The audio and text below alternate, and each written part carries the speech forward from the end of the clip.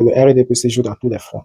Mais maintenant, la dispersion, le temps qui presse veut que les leaders qui portent les différentes formations politiques prennent leurs responsabilités, comprennent que si l'objectif est de gagner, ils sont 11 joueurs, comme il a dit, les 11 joueurs sur le stade, eh bien, il faudrait qu'ils s'entendent sur le tireur de pénalty.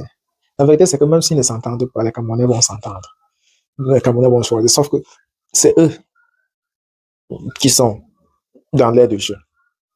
Et donc, si réellement ils sont tous joueurs d'une même équipe, c'est-à-dire l'opposition, et qu'ils veulent renverser le pouvoir en place, eh bien, ils ne paient rien à former un gouvernement, et chacun prend son ministère et s'arrange comment ils vont permettre au pays de passer à autre chose. Mais dans le cas contraire, eh bien, la lecture de l'heure est ce qui nous attend tous.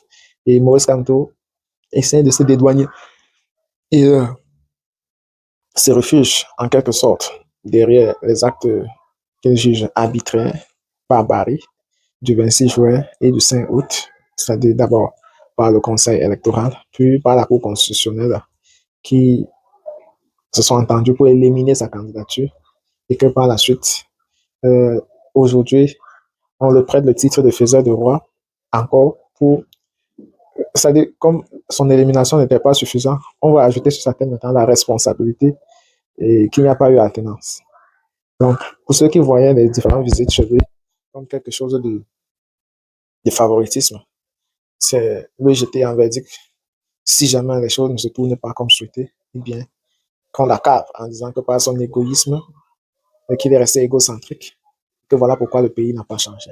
Donc, Maurice Kamto, vite fait, de redistribuer les cartes aux différents acteurs pour leur rappeler ce qui est réellement important et comment, si réellement ils pensent que c'est lui le faiseur de roi, qu'on entend sa bouche. Maintenant, entre Bello et Tiroma, lequel des deux serait plus humble?